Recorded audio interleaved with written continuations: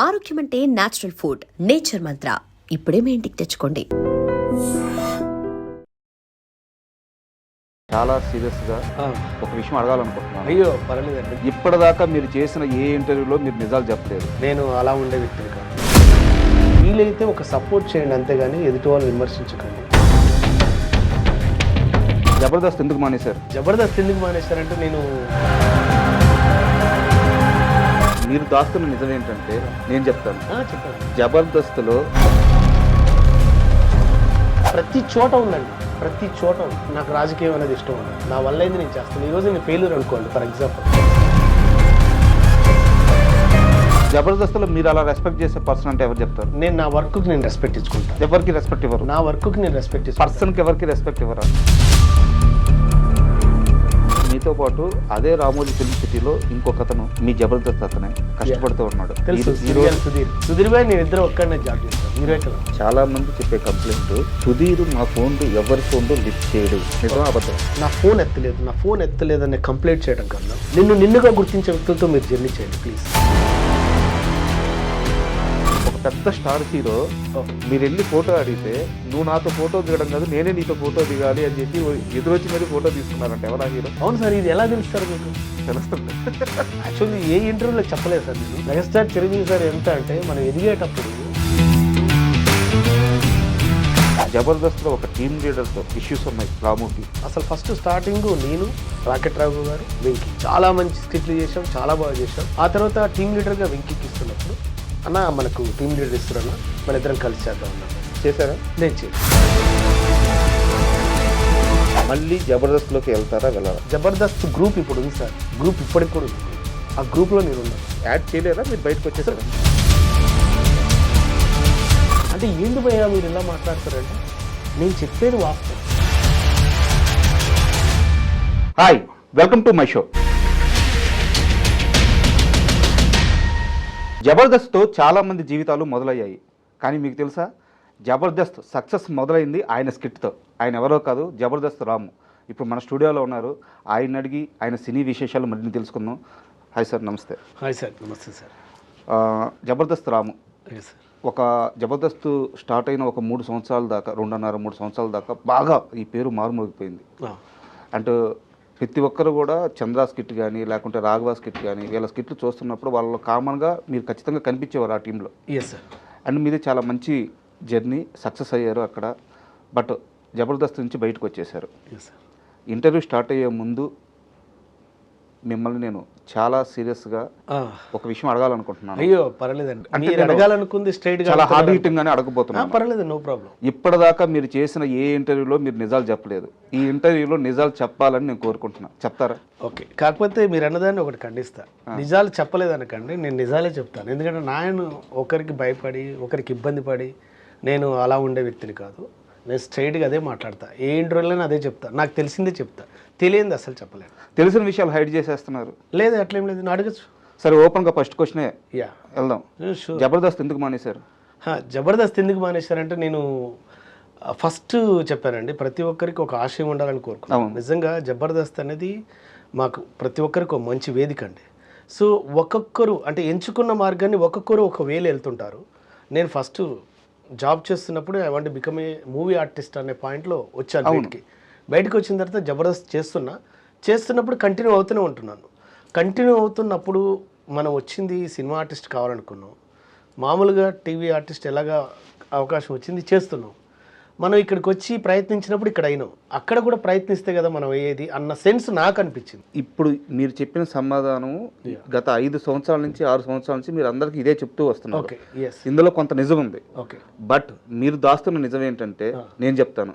చెప్పండి. జబర్దస్త్లో అక్కడ ఉండే టీమ్ లీడర్లకి, అక్కడ ఉండే మేనేజర్లకి సలాములు కొట్టలేక, వాళ్ళతో బతిమలాడలేక, వాళ్ళతో పడలేక, ఇది కాదు లైఫ్, ఒకరి దగ్గర ఎందుకు పడాలి, గౌరవం లేని దగ్గర ఎందుకు ఉండాలి అని రాము విసిగి వేసారిపోయి జబర్దస్త్ నుంచి బయటకు వచ్చి ఇండస్ట్రీలో తన కెరీర్ సెట్ చేసుకుంటున్నారు అనేది నిజమా కాదా? ఒకటి మీరు అన్న దాంట్లో నేను ఒకదానికి అగ్రి అవుతాను. ఏంటంటే మనం స్వచ్ఛగా అంటే మనం ఏమంటారు, మనం నీతి నిజాయితీతో వెళ్ళాలి అనుకున్నప్పుడు ఈ సల్యూట్లు నమస్కారాలు అనేవి అసలు పనిచేయండి. ఎందుకంటే నీ క్వాలిఫికేషన్ ఏంటంటే నా వేలో నేను స్వచ్ఛంగా వెళ్ళాలనుకుంటున్నాను చెప్పాలి తప్పితే నేను ఎవరికో సల్యూట్ చేసి ఎవరికో నమస్కారాలు పెట్టి ఎవరికి ఇది చేసుకుంటే లేదు అసలు నా వల్ల ఆ సక్సెస్ నేను తీసుకో నాకు ఇష్టం ఉండదు. అదే నేను చెప్పేది కూడా అదే, మీ వల్ల కాలేదు. అలాగని నాకు అక్కడ వాతావరణం అర్థమైన తర్వాత కూడా నేను ఆ వాతావరణానికి నేను కరెక్ట్ కాదనుకోవచ్చు కాకపోవచ్చు, కానీ నేను దాంట్లో అక్కడ ప్రతి చోట ఉందండి, ఇది ప్రతి చోట ఉంది. అక్కడ నీకు ఇష్టమైతే పని చేయాలి, లేకపోతే ఎగ్జిట్ కావాలి, అంతే తప్పితే మన అవతల వాళ్ళని కానీ సిస్టాన్ని కానీ మార్చడం కోసం మనం కాదు. అంటే ఏ సొసైటీని కానీ ఏ లొకేషన్ కానీ మార్చడానికి మన దగ్గర లేదు, మన చేతులు ఏం లేదు. మన చేతిలో ఉన్నది మాత్రం మన బిహేవియర్ మాత్రమే. కాబట్టి నా చేతిలో నా బిహేవియర్ ఉన్నంతకాలం నేను ఎక్కడ ఇది కాను అన్న ఒక నమ్మకంతో బయటకు వచ్చాను తప్పితే నేను వాళ్ళకి సల్యూట్లు అనేవి ఏమి కాదండి. ప్రతి చోట రాజకీయం ఉంది, ఏ చోట లేదు చెప్పండి. నాకు రాజకీయం అనేది ఇష్టం ఉండదు, నా వల్ల అయింది నేను చేస్తాను. ఈరోజు నేను ఫెయిల్యూర్ అనుకోండి, ఫర్ ఎగ్జాంపుల్ నేను జబర్దస్త్ చేసి నేను ఫెయిల్యూర్ అయినా అనుకుంటా, నేను బయటకు వచ్చి కేఏ పాల్ క్యారెక్టర్తో మంచి పేరు వచ్చింది. సో నేను ఆ రోజు నేను డిసప్పాయింట్ అయితే నేను ఈరోజు ఇక్కడ సక్సెస్ కొట్టేవాడిని కాదు. అవునా కాదు? కాబట్టి ఇక్కడ మన సక్సెస్ని కానీ మన ఫెయిల్యూర్ని కానీ ఇంకోళ్ళు డిసైడ్ చేయకూడదు, మన కాన్ఫిడెన్స్ డిసైడ్ చేయాలి అనేది నేను చెప్తాను. నాకు ఒక 10 అవకాశాలు వచ్చి నేను ఫెయిల్ అయితే నేను బాధపడతాను. నాకు 10 అవకాశాలు రాలే, నాకు ఒక బఫేలాగా 10 సార్లు ఇస్తే కూడా నువ్వు ఏంట్రా అంటే దానికి నీ గ్యారంటీ ఇది చేస్తా.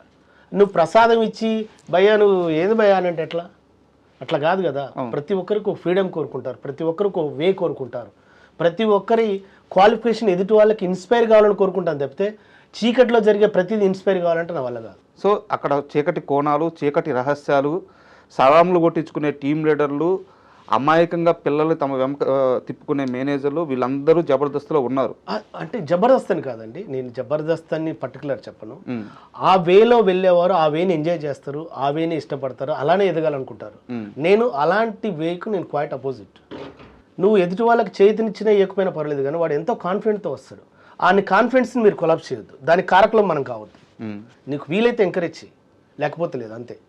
సో ఎదుటివాడి సంస్కారంతో మనం కరెక్ట్గా జర్నీ చేస్తున్నా లేదా అని చూడాలి తప్పితే ఎదుటివాడి సంపదతో మనం జర్నీ చేయకూడదు. ఇప్పుడు నాకు మీరు సంపాదించుకున్న సంపద కన్నా మీరు నాతో చేసే జర్నీ ఏంటి? సంస్కారం మాత్రం. మీకు ఎన్ని ఆస్తులున్నా మీరు నాతో జర్నీ చేసేది మీ సంస్కారంతో. అంటే వాడు మంచివాడు రా పర్వాలేదు మాట్లాడదాం అనుకున్నప్పుడు మాత్రమే నాకు గొప్పగా అన్న ఆలోచన ఉంటుంది. ఆయనకు 100 కోట్లు ఉన్నాయంటే 100 కోట్లు నాతో జర్నీ చేయవు కదా. నువ్వు నాతో మాట్లాడే విధానం, నువ్వు పలకరించే విధానం, చేతినిచ్చే విధానం, ప్రజెంట్ చేసే విధానం, అరే సార్ భలేగా ఉన్నారు, మంచి వ్యక్తి, ఏమన్నా ఉంటే మీ దగ్గర ఓపెన్ అవుతుంది. ఒక నిమిషం అంటే మీ బాధ నాకు అర్థమవుతుంది, ఏం చెప్తున్నారో కూడా నాకు అర్థమవుతుంది. మొత్తం అన్ని ఇండైరెక్ట్గా చెప్తున్నారు. మీరు ఫేస్ చేసిన చాలా ఇబ్బందులు జబర్దస్త్లో నాకు తెలుసు. రాజా గారు ఒకటి ఏమంటారంటే స్వతహాగా తల్లిదండ్రులని కాదండి, కల్మషం లేని ప్రతి చేతు దగ్గర మేము కూడా కళ్ళ మీద పడి నమస్కారాలు తీసుకుంటాం.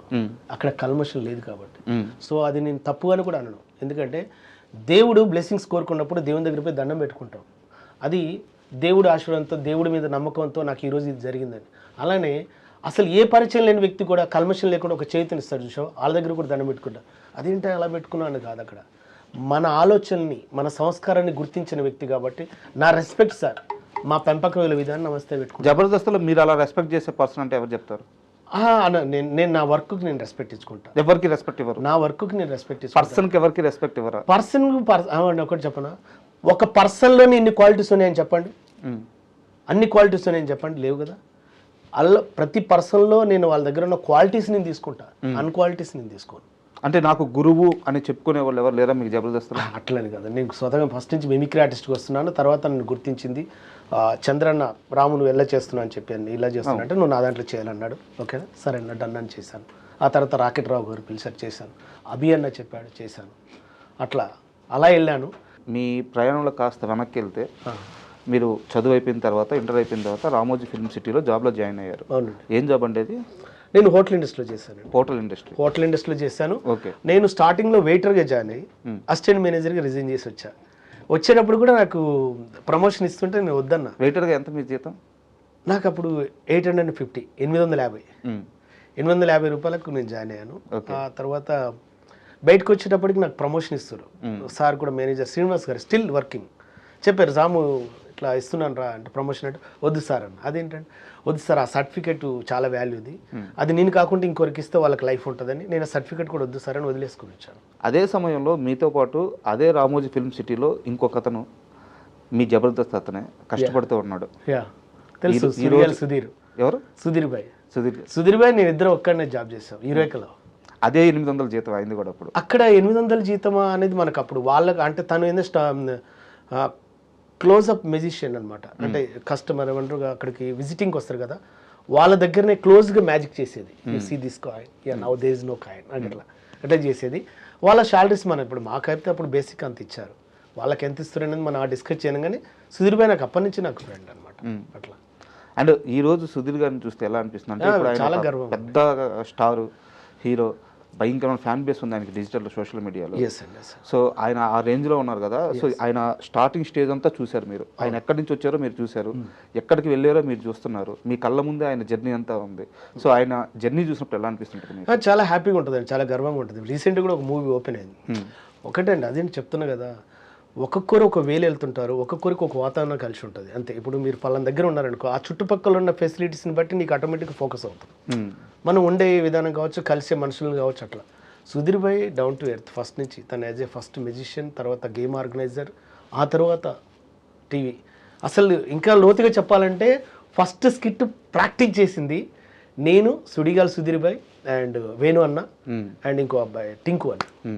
ఫస్ట్ స్కిట్ అది ప్రాక్టీస్ చేస్తున్నప్పుడు తను టింకు అనే అబ్బాయి నన్ను పిలిచినప్పుడు అన్న అదంటే అరే నువ్వు చేయరా రామ్మా, నేను వద్దన్న, నన్ను పిలిచిన వాళ్ళని పక్కన పెట్టి నేను చేయనన్నా, అది అయిన తర్వాత చేస్తాను వెయిట్ చేస్తున్నాను అన్నమాట. వెయిట్ చేస్తున్నప్పుడు చంద్రన్ నన్ను పిలిచాడు అట్లా. సో చాలా గర్వంగా ఉంటుందండి, ఎందుకంటే సుధీర్ భాయ్ ఈరోజు ఎదుగుతూ 10 మందికి ఆదర్శంగా అవుతున్నప్పుడు మాకు కూడా హ్యాపీగా ఉంటుందండి అంతే.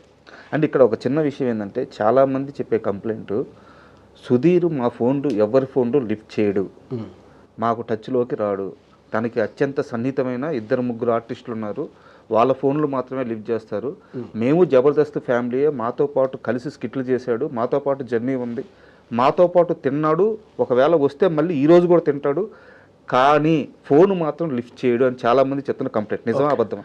ఓకే, అంటే నేను కంప్లైంట్ నిజమా అబద్ధం అన్న దానికన్నా ఒక విషయం చెప్తానండి. ఎందుకంటే ఇప్పుడు మన పనిలో మనం బిజీగా ఉన్నాం, నా ఫోన్ ఎత్తలేదు అనే కంప్లైంట్ చేయడం కన్నా నిన్నుగా గుర్తించే వ్యక్తులతో మీరు జర్నీ చేయండి ప్లీజ్.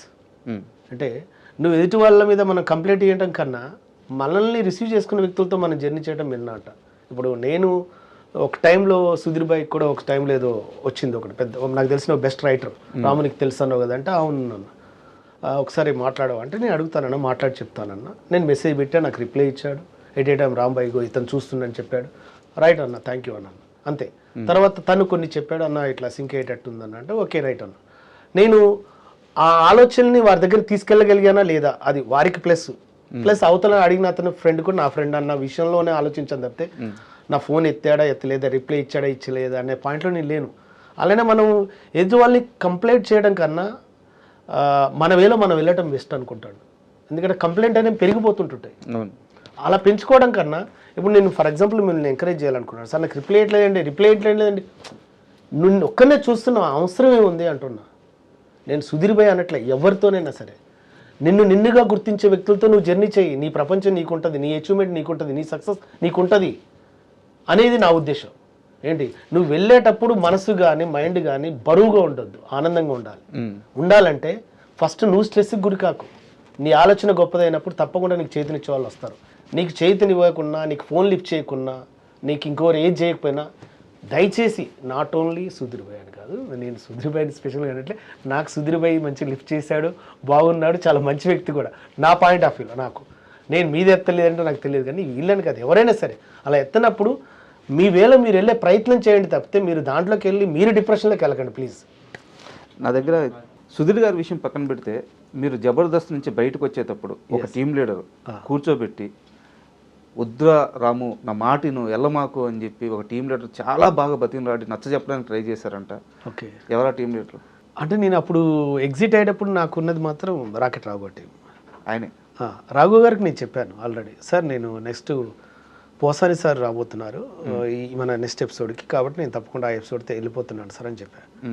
నేను మ్యాక్సిమం అండి నేను ఎక్కడైనా మ్యాక్సిమం చెప్పే చేశానండి. మీరు చెప్పారు, రాఘవ గారు చాలా అంటే ఒక సొంత తమ్ముడికి చెప్పినట్టు చెప్పి నా మాట విను, ఉండు, కొన్ని రోజులు ట్రై చేయి, ఇక్కడ ఉండే సినిమాలు ట్రై చేసుకో అని చెప్పి చాలా నచ్చ చెప్పడానికి ప్రయత్నించారంట. అది ఒకటండి సార్ చెప్పటం అంటే, సారు ఆ రోజు చెప్పినా ఈ రోజు ఎప్పుడు మీ ఇద్దరం ఒకేలా ఉంటాం. ఎందుకంటే సార్కు తెలిసిన మెంటాలిటీ ఫుల్ ఫ్లెజ్డ్గా రాము వెళ్ళే విధానం ఇది, రాముకి ఇలా ఇష్టం ఉండదు అనేది. కాబట్టి రాకెట్ రావు సార్కి నేనంటే సార్ నా వల్ల ఇంకొన్ని ఇబ్బంది పడద్దు, అలాగని నేను ఇంకొన్ని ఇబ్బంది పెట్టే రకం కాదు. సో నా వ్యక్తిత్వం నచ్చిన చోట నేను పనిచేసుకునే వ్యక్తిని.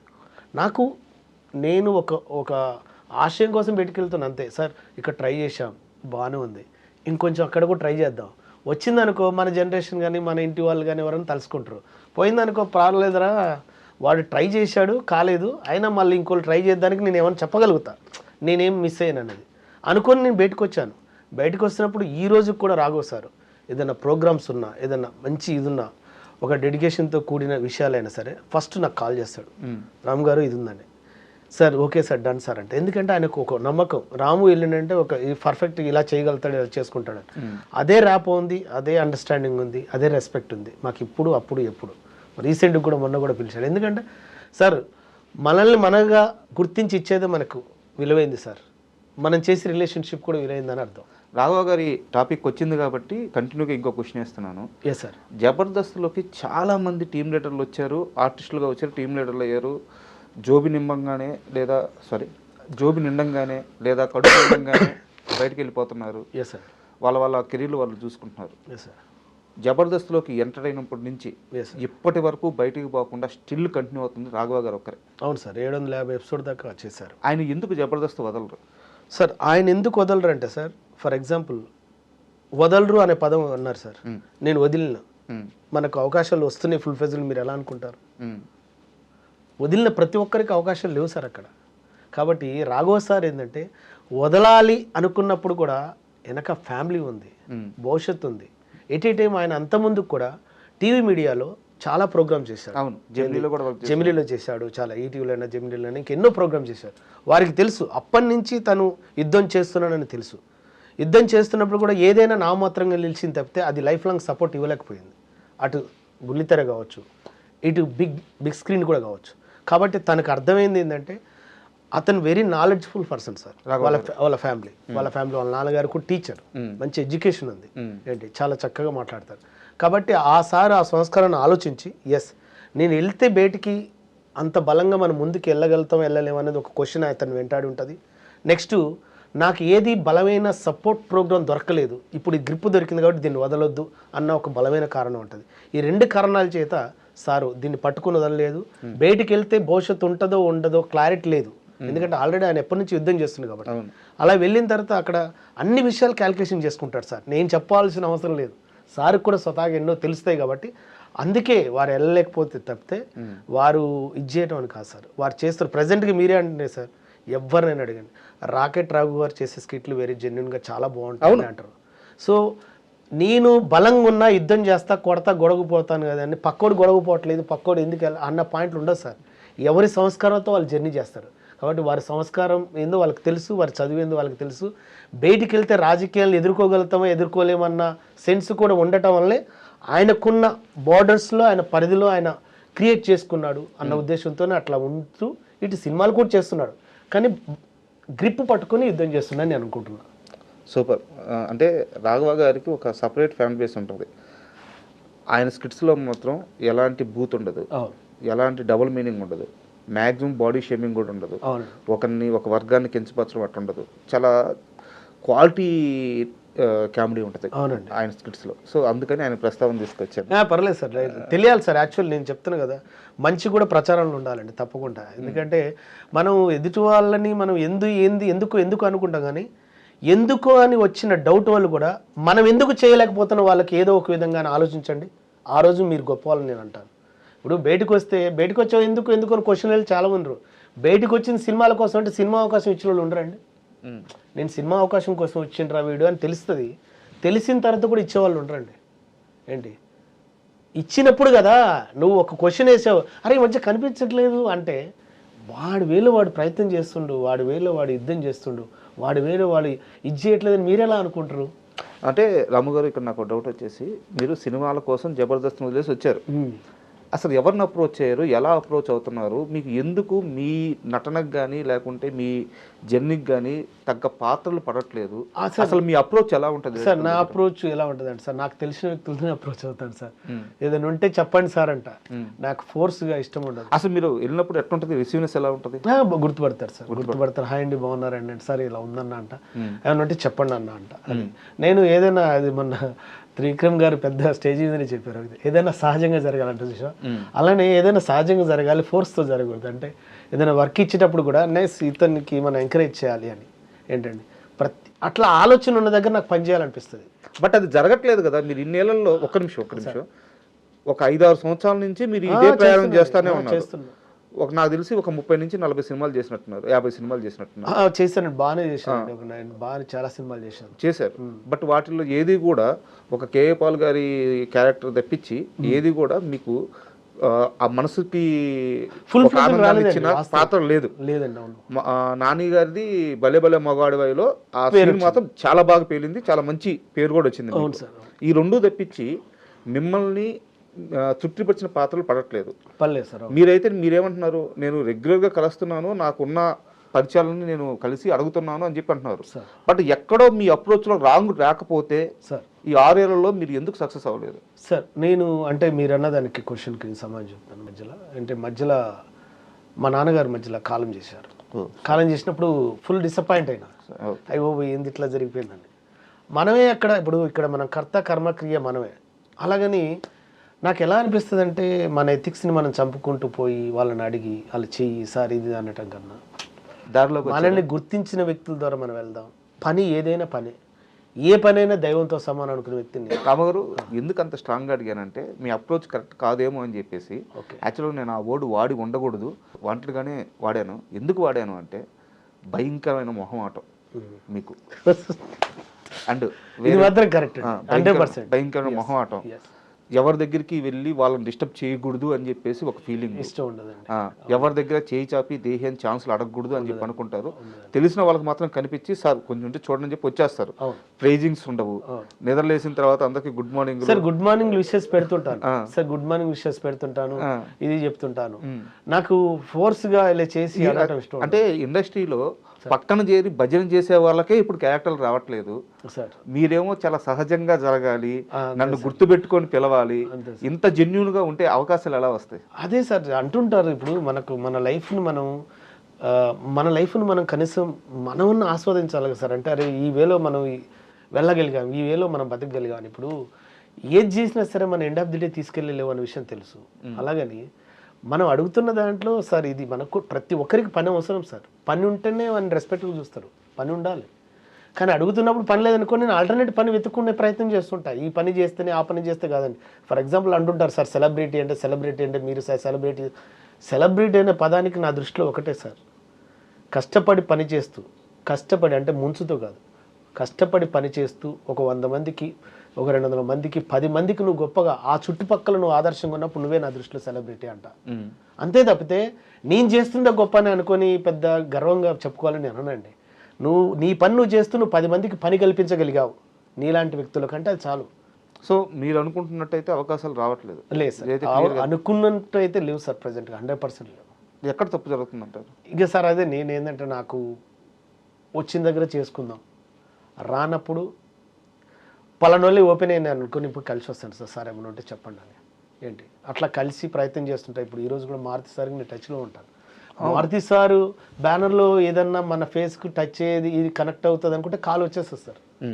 అలాగని సార్ దగ్గర పోయి ఎప్పుడు సార్ ఇది అది అని ఎప్పుడు అన్నాను. సారు అలాంటివి కోరుకోడు.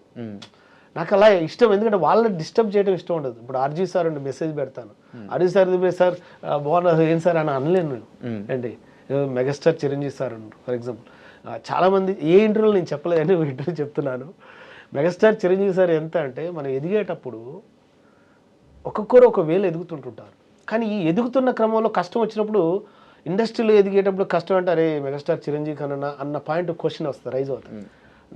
నేనే కేఏ పాల్ సాంగ్ అనేది షూట్ అవుతున్నప్పుడు తెల్లారి వరకు కొరియోగ్రాఫర్ ఉండరు అన్నారు. తెల్లారి కొరియోగ్రాఫర్ లేకుంటే లేరు అనేసరికి అవునా సార్ అని అనుకున్నా. నాకు టక్కుమని టెన్షన్ వచ్చేసింది. అది సాంగ్ రిలీజ్ అయితే అక్కడ ఎవరు కనిపించరు, నేను కనిపిస్తాను కదా, ఎట్లా అని ఒక భయం వేసింది. డాన్స్ రాదా? ఆ డాన్స్ రాదా కదా సార్, డాన్స్ ఎవరైనా చెప్తే కదా నాకు తెలిసేది. కొంచెం చిన్న చిన్న స్టెప్స్ కూడా. స్టెప్స్ అంటే కాదు సార్, అవతల చెప్పేవాళ్ళు ఎవరు ఉండరో లేరో కూడా క్లారిటీ లేదు. ఓకే. దానివల్ల నాకు భయం వేసింది ఏంటంటే స్క్రీన్ మీదకి పోయినప్పుడు నేను కనిపిస్తాను, ఏదైనా తేడా వచ్చినా కూడా అది నాకే పడుతుంది అని భయం వేసి నైట్ ఒక 2 o'clock వరకు నేను ఆ సాంగ్ వినుకుంటున్నాను సార్. విన్నప్పుడు తర్వాత మార్నింగ్ ఎవరైతే మంజు అన్నను ఉండు, మంజు అన్నకు చెప్పాను, ఇలా చేద్దామన్నా, ఇలా ఉంటుందన్నా, అలా చేద్దామన్నా అనుకొని నాకు సడన్గా మెగాస్టార్ చిరంజీవి గారు స్ట్రైక్ అయ్యారు. అసలు నేను కమెడియన్ కదా, తక్కువని యూనివర్సల్గా ఆ సార్ స్టెప్స్ పెడితే ఎలా ఉంటుంది అని తక్కువని సార్ గుర్తుకొచ్చి, సార్ స్టెప్ గుర్తుకొచ్చి కే ఏ ఏ పాల్ అని ఇట్లా పెట్టేసరికి అప్పుడు అరే భలే చేసేవారు అన్నారు. అంటే తెలియకుండానే సారు మాకు ఎంతమందికి ఆదర్శం అవుతారని తెలియదు. అలాగే ఇప్పటివరకు నేను మెగాస్టార్ చిరంజీవి సార్తో ఇప్పటివరకు నేను ఫోటో కూడా దిగలేదు, కలవలే ఇంతవరకు. అంటే ఆ సందర్భం క్రియేట్ కాలేదని అనుకుంటాం తప్పితే, క్రియేట్ అవ్వాలని కోరుకుంటాం తప్పితే, క్రియేట్ కానప్పుడు మనం ఇది కావద్దని అది ఇష్టం ఉండదు సార్. సార్ దగ్గర పోయింటే సార్ పెద్దవారిని మనం రెస్పెక్ట్ చేయడం వరకు సార్. ఇప్పుడు నాగబాబు సార్ ఉండు, మన అరే పాలు భలే చేసినవరా, అరే రామ్ సూపర్ అంటే sir thank you sir, thank you so much అంటే ఆయన బ్లెస్సింగ్స్ ఇచ్చారు, అరే బాగా చేసినావు అని అన్నాను, నేను బ్లెస్సింగ్ తీసుకున్నాను. నాకు అట్లే ఉంటుంది సార్, సహజంగా ఉంటుంది. సందర్భం రానప్పుడు మనం అది ఇచ్చేస్తే ఏమైందంటే అవతల వల్ల టైం వేస్ట్ చేయొద్దు, మనం మన సైడ్ నుంచి వద్దు అని అనే ఒక సెన్స్ సార్, అంతే. సరే, అంటే ఫోటో గురించి మాట్లాడారు కాబట్టి నాకు ఇంకో సందర్భం గుర్తొచ్చింది. ఒక పెద్ద స్టార్ హీరో మీరు వెళ్ళి ఫోటో అడిగితే, నువ్వు నాతో ఫోటో దిగడం కాదు నేనే నీతో ఫోటో దిగాలి అని చెప్పి ఎదురొచ్చి మరి ఫోటో తీసుకున్నారంటే ఎవరా హీరో? ఒక సందర్భంలో అలా జరిగిందండి. ఎవరా hero? Ravi Teja sir. Ravi Teja sir, yes అవును సార్. ఇది ఎలా తెలుసు సార్ మీకు? తెలుస్తుంటాయి. నిజంగా ఇది గ్రేట్ సార్ నిజంగా. అంటే నేను యాక్చువల్లీ ఏ ఇంటర్వ్యూలో చెప్పలేదు సార్. నేను ఫస్ట్ హీరోయిన్ చార్మి వాళ్ళ ఓన్ బ్రదర్, అంటే వాళ్ళ ఓన్ బ్రదర్, నేను రూమ్మేట్స్ అనమాట. ఓకే. హీరోయిన్ చార్మి వాళ్ళ ఓన్ బ్రదర్. సో ఆ రోజు మీతి అని తను నన్ను పిలిచాడు. నేను ఫిల్మ్ సిటీలో జాబ్ చేస్తున్నప్పుడు మీతి రమ సార్ ఇక్కడికి షూటింగ్ జరుగుతుందని చెప్పారు. సార్ ఎవరు సార్ అంటే రవితేజ్ సార్ది అని అంటే, అవును అనేసరికి మేడం మేనేజర్ చార్మి శ్రీని గారు. ఓకే. అక్కడ చంటిగాడ్ సినిమా, శోభన్ గారి డైరెక్టర్. అక్కడ లొకేషన్కి వెళ్ళినప్పుడు కొన్ని వాయిస్లు చెప్పాను, అరే బాగా చేశారు అని. తర్వాత సార్తో ఒక ఫోటో అని నేను అడిగాను, ఎవరిని? చార్మి శ్రీని సార్. చార్మి శ్రీని సార్ మన రామ్ ఫోటో అంటే సార్ అంటే నువ్వు నాతో దిగడం కాదు, నేనే నీతో దిగుతున్నాను. చూడు, యాక్టింగ్ అనేది ఎవరైనా చేస్తారు, కానీ యువర్ గాడ్ గిఫ్ట్, నీ టాలెంట్, ప్లీజ్ కమ్ అని ఇచ్చాడు. నాకు చాలా చాలా ఇంప్రెస్ అనిపించింది. అప్పటికి ఇప్పటికీ రవితేజ్ సార్ చెప్పిన మాట నేను మర్చిపోయానండి. ఎందుకంటే ఆ సార్ ఎంత కల్మషం లేకుండా ఎంత గొప్ప మాట్లాడారు ఏంది అనిపించింది నాకు. అట్లా ఆ మెమరీస్ చాలా ఉన్నాయి సార్ నాకు. అట్లా చాలా సందర్భాల్లో, ఒకనొక సందర్భంలో రానా సార్ వాళ్ళ ఇంటికి పిలిపించారు, మనల్ని పిలిపించాడు.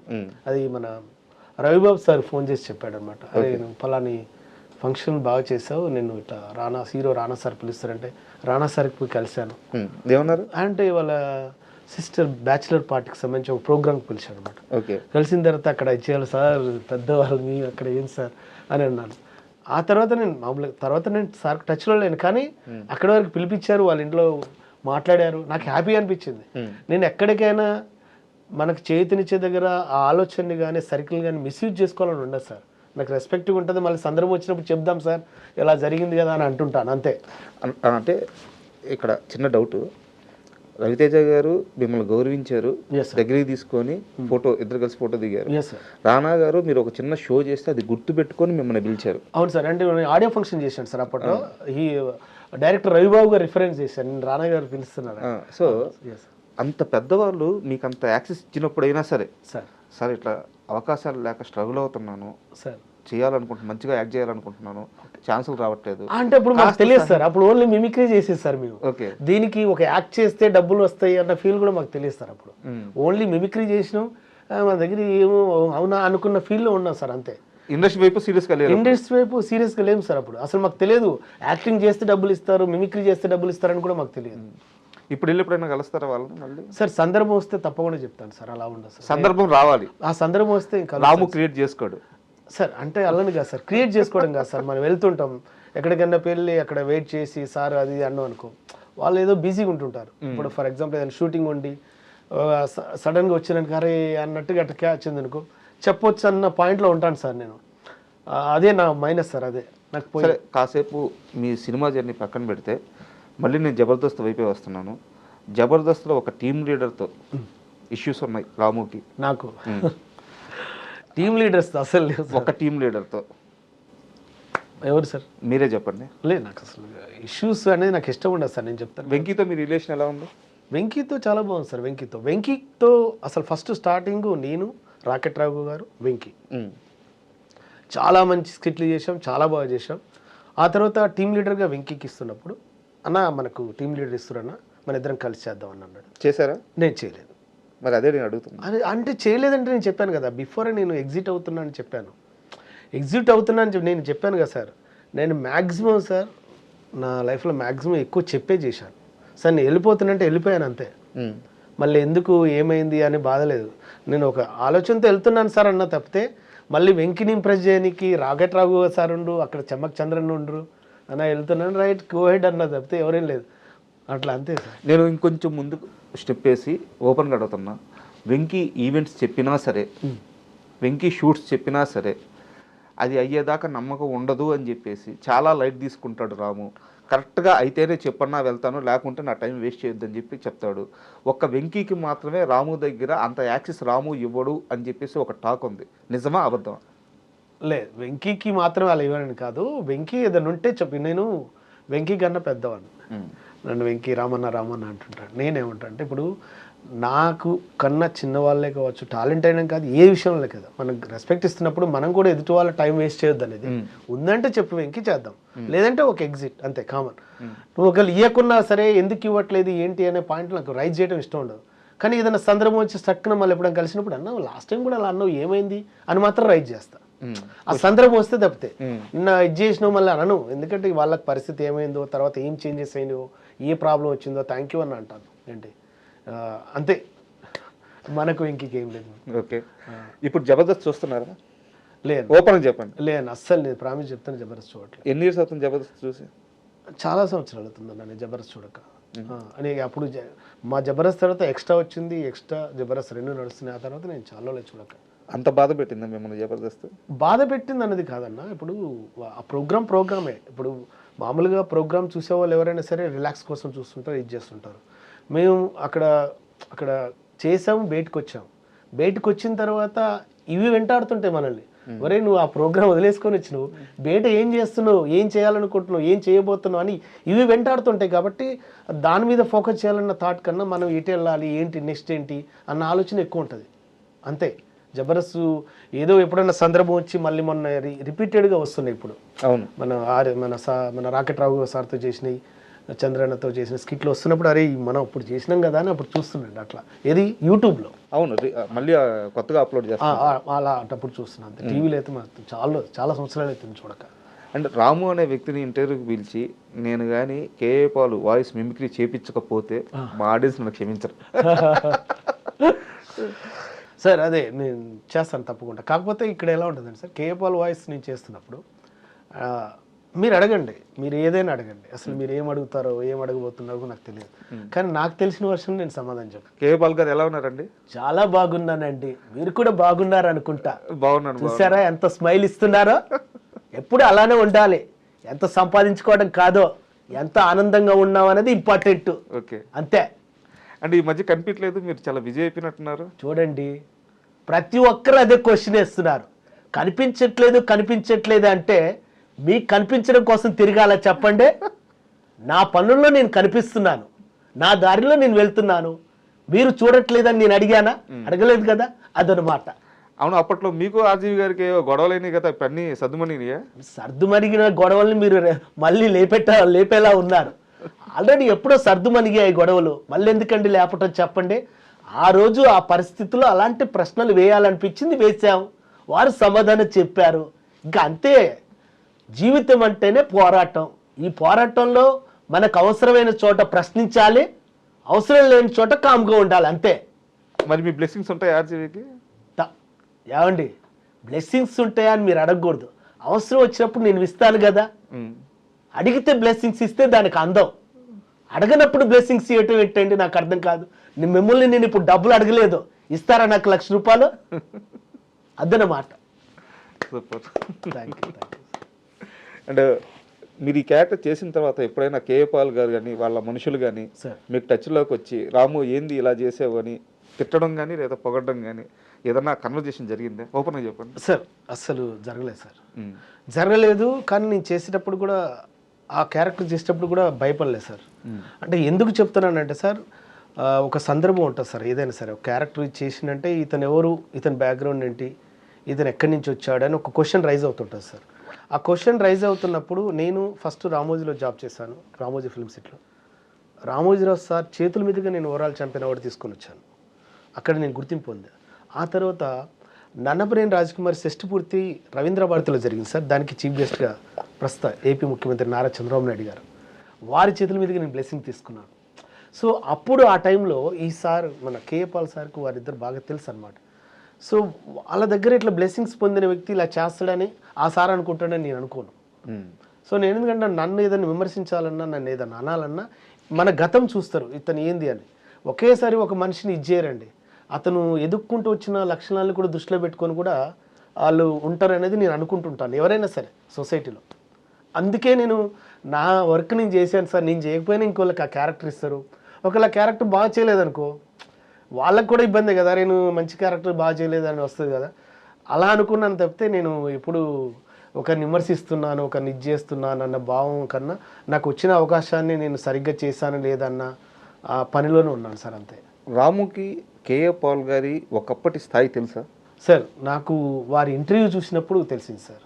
ఎలా ఫీల్ అయ్యి చూడంగా? అది చాలా గర్వంగా ఉంది సార్, చాలా గర్వం ఉంది, చాలా గొప్పగా ఉంది సార్. సార్ నేను సొసైటీలో నేను చాలా చిన్నవాడిని సార్, ఉదాహరణకు అనుకుంటే వారు ఇది చేసుకున్నప్పుడు నేను ముందు లాస్ట్ టైం చెప్పాను, ఇప్పుడు చెప్పాను. నాకు పెద్దవాళ్ళంటే చాలా సంస్కారం. నాకు కేఏ పాల్ సార్ ఎప్పుడు కలిసినా వారి బ్లెస్సింగ్స్ నేను తీసుకుంటాను. నాకు ఇది ఓకేనా సార్? ఒకప్పుడు ఇలా ఉన్నారు తెలుసా, ఒకప్పుడు ఇలా ఉన్నారు తెలుసా అన్న ఇది దానికన్నా నేను ఒకప్పుడు అలా ఉన్నా సార్, థ్యాంక్ యూ సార్ అని కృతజ్ఞత భాగంగా సార్ నమస్తే సార్ అని ఈ మర్యాద ఉంటుంది తప్పితే ఒకప్పుడు అలా ఉన్నారు ఇప్పుడు ఏంటి అన్నాడే ఉన్నారు సార్. అంటే అంటుంటారు చాలామంది. అచీవర్ని మన వాళ్ళ అచీవ్మెంట్కి మనం సపోర్ట్ చేయకపోగా వాళ్ళ అచీవ్మెంట్లు మనం హేళన చేయొద్దంట. హేళన అంటే ఏంటి, ఏందా ఇప్పుడు ఏముంది చెప్పరాదు అన్నట్టు నేను అనట్లే. నేను అదా అనట్లే. రాముకు ఆ గౌరవం ఉంది, ఉంది 100% గౌరవం ఉంది. నేను ఏమంటున్నా సార్, నాకు వచ్చిన అవకాశాన్ని నేను చేశాను సార్. ఇప్పుడు నేను యాక్టింగ్ చేయలేదనుకో నాకు డబ్బులు రావు. నేను ఎంచుకున్న ఫీల్డ్ ఇది. నేను మిమిక్రీ చేయలేదనుకో నాకు డబ్బులు రావు. నేను ఎంచుకున్న ఫీల్డ్ ఇది. నాకు వచ్చిన అవకాశం లేదు సార్, నేను చేయను అంటే ఆటోమేటిక్గా ఇంకోళ్ళకి అవకాశం వెళ్ళిపోద్ది. కానీ నా రిఫరెన్స్ తర్వాత నేను ఏదైనా చెప్తానంటే సార్ నాకు ఆ రోజు వచ్చింది కాబట్టి నేను చేస్తాను. ఒకరోజు నేను తాజ్ డెక్కన్లోకి వెళ్ళాను సార్, హీరో సుమన్ గారిని కలుద్దానికి వెళ్ళినప్పుడు. ఓకే. అక్కడ జడ్జి మాలయాద్రి అని ఉన్నాడు సార్. ఆ సారు రామ్ గారు మాట్లాడతారా కేఏ పాల్ గారితో?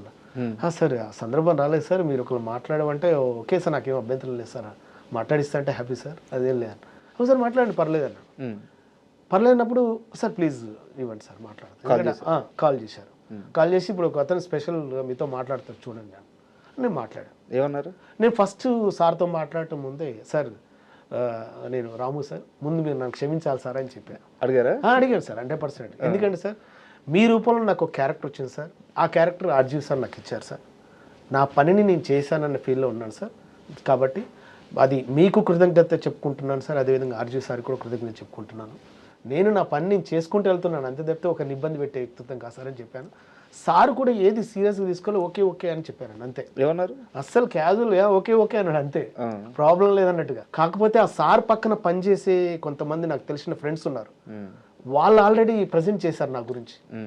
రాము మీరు చూస్తున్నది ఒక సైడ్ సార్, ఇంకో సైడు ఆయన దగ్గర కూడా చాలా ఆధ్యాత్మికమైన విలువలు చాలా విషయాలు ఉన్నాయి, మేము పర్సనల్గా తెలుసుకున్నాం. వాళ్ళు అప్పుడే ఫోకస్ చేస్తే రాము సూపర్ అది ఇది అన్నారు. అన్న ఓకే థ్యాంక్ యూ అన్న, కానీ సందర్భం వచ్చినప్పుడు కలుద్దామన్నా, అంతే తప్పితే మళ్ళీ ఆ సార్ని టైం వేస్ట్ చేయాలని నేను అనుకోనన్నా, నాకు అది ఇష్టం ఉండదు సార్. ఏది ఓకేనా అంతే ఇక. సూపర్. అండ్ ఆర్జీవి ఈ ఒక్క మనిషితో పనిచేయాలని చెప్పి ఇండస్ట్రీలో ఉన్న టాప్ మోస్ట్ యాక్టర్స్ అందరూ కూడా పరితపించిన రోజులు ఉన్నాయి. స్టిల్ ఇప్పటికీ కూడా చాలా మందికి ఆర్జీవి గారితో పనిచేయాలని కోరిక. మీకు మాత్రం ఆ అదృష్టం దక్కింది. అంతే సార్, అది సార్ గుర్తించి ఇవ్వటం అనేది నా లక్ సార్ అంతే. కాకపోతే నేను సార్తో పనిచేసినప్పుడు మాత్రం నాకు బాగా హ్యాపీ అనిపించిన విషయం ఏంటంటే, ఏదైనా ఒక మంచి టాలెంట్ ఉండి మంచి ఏదైనా ఉంటే స్వతహాగా ఆ సారే 10 మందికి ప్రచారం చేసేస్తాడు. ఇతను బాగా చేస్తాడు ఇతన్ని అన్ని. అది ఆ సార్ దగ్గర బాగా నచ్చింది. ఇంకా బాగా నచ్చింది ఏంటంటే సార్ ఏదైనా ఒక ఆలోచన అనుకుంటున్నా అని ఏదన్నా మన ముందు మాట్లాడుతున్నప్పుడు సార్ ఇది అది అన్నాం అనుకో, దానికన్నా బెస్ట్గా ఉందంటే అది బాగుంది అది చేసేద్దాంలే అంటాడు. అంటే అట్లా రిసీవ్ చేసుకునే గుణం తక్కువ మందికి ఉంటుంది. సో పక్కన వాళ్ళు సలహా ఇచ్చినా తీసుకుంటారు. ఏదైనా బెస్ట్గా ఇచ్చినట్టుకో ఇది బాగుంది కదా, దీనికన్నా అది బెటర్ కదా, దాన్ని ఇద్దేద్దాంలే అంటాడు. అంతే తప్పితే ఆయన ఏదైనా ఉంటే సార్ ఫైనల్ డిసిజన్ అంతే. అట్లా ఉంటుంది అంటున్నాను.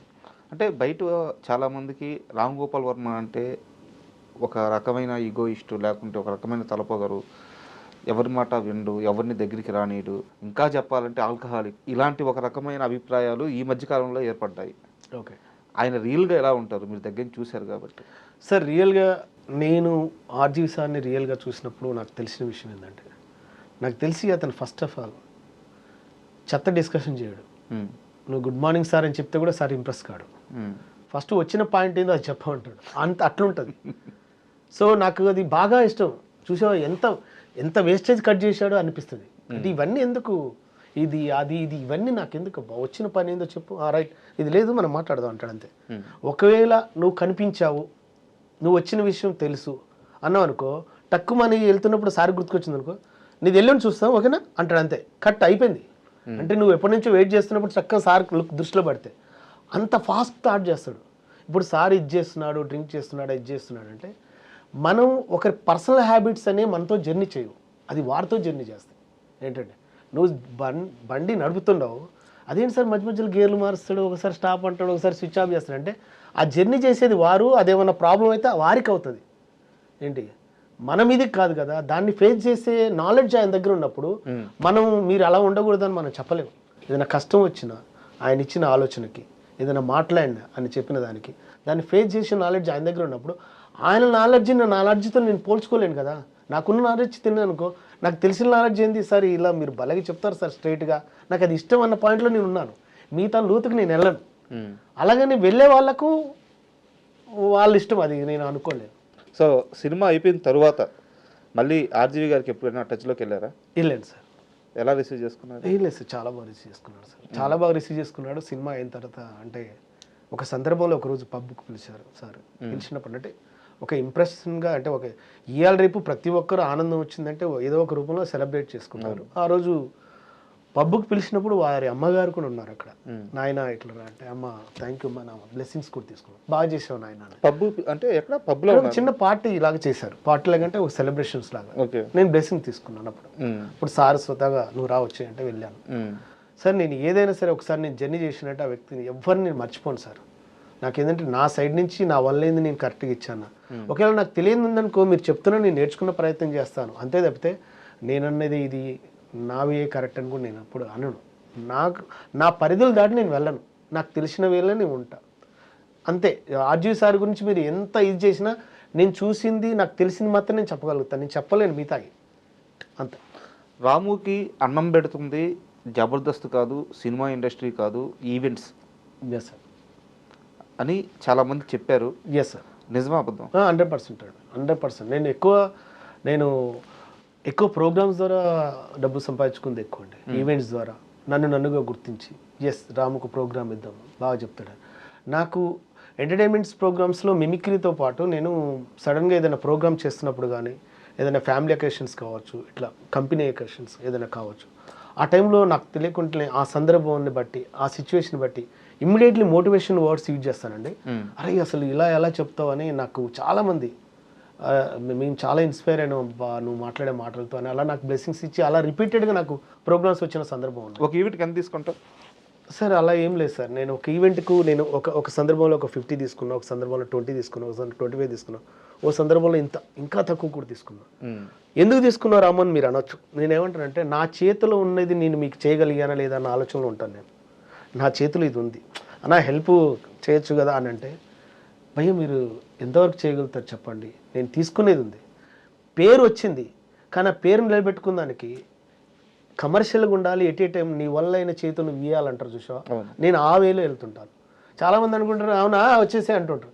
అదే ఆ మంచితనం వల్ల కూడా మనం వెనకబడ్డాం అని బాధ ఉంటుంది మనకు. అరే ఉన్నది సార్ తప్పకుండా. అరే మనం వాళ్ళకు ఒక సార్ ఇప్పుడు నా పొజిషన్లో లేకున్నా మనం ఏదైనా పేరు లేకున్న వాళ్ళు మినిమం ఇంత తీసుకున్నప్పుడు మనం ఇంత తీసుకోవాలని అన్నప్పుడు అవునా అంతా అని ఇట్లా చూస్తారు. అన్న మనం రియాలిటీ చెప్తే మీరు అర్థం చేసుకోరు. పోనీ మీకు చేతినిద్దామంటే అరే బల ఇది చేశారా మళ్ళీ ఇది చేద్దామన్న ఆలోచన ఉండదు. దేంతో కనెక్ట్ కావాలి మనం చెప్పండి. వాళ్ళకి నేనేం చెప్తానంటే అన్న నేను ఇలా చేయడానికి కూడా కారణం ఉంది. రేపు నేను ఎవరైనా హెల్ప్ అడుగుతున్నానంటే మీ వల్ల అయింది మీరు చేయగలుగుతారని. అలానే నన్ను ఎవరైనా హెల్ప్ అడుగుతున్నారన్నప్పుడు నా చేతులు ఉన్నదానికి నేను అరే నేను అక్కడ అంత తీసుకున్నా ఈరోజు ఇంత ఇస్తేనే వస్తా అని నేను అనను. పద చేద్దాం మనల్ని గుర్తించి అన్న మాకు హెల్ప్ కావాలి మనకు ఆర్థిక పరిస్థితి ఇది ఉందంటే నో బ్రదర్ చేద్దాం బ్రదర్ అంట. అది నా వల్ల అయినా చేస్తున్నాం కదా ఒక సంతృప్తిలో వెళ్తుంటా జర్నీ. దాన్ని మిస్అండర్స్టాండింగ్ చేసుకునే వ్యక్తులకు నేను తక్కువ లాగుతుంటే నాకు బాధ వేస్తుంది. మనం మనం ఎక్కడో మిస్ అయింది ఎక్కడో మిస్ అవుతుంది వచ్చింది కూడా పోతుంది ఈ అబ్బా అబ్బా అన్న ఫీల్ ఏర్పడుతుంది అన్నమాట. అంతే. దీంట్లో మీరు చెప్పండి అన్న మీ వాళ్ళు వెళ్ళటం తప్పంటారా రైట్ అంటారా? లేదు అది ఒక అండర్స్టాండింగ్ కదా. అవును నా వల్ల అయింది నేను చేయగలుగుతున్నా నువ్వు ఏం చేసేవారు అంటారు చూసావా. ఎదుగుతున్న ప్రతి ఒక్కరికి ఒక క్వశ్చన్ వెంటాడుతుంది భయ్యా నువ్వు ఎదగటం కాదు భయ్యా నువ్వు కూడా ఎవరికైనా చేయాలి కదా అంటారు కదా. అట్లా నేను ఆ వేలో వెళ్తుంటాను అంటప్పుడు కొంచెం ఇబ్బంది అనిపిస్తుంది. నెలకి ఎన్ని ఉంటాయి ఈవెంట్స్ అన్న నెలకి ఒక్కోసారి ఒక నెల అసలు ప్రోగ్రామ్స్ కూడా ఉండవన్న. అయినా సరే మనం ఎంచుకున్న ఫీల్డ్కి మనమే బాధ్యులం. అది కష్టమైన సుఖమైన నష్టమైన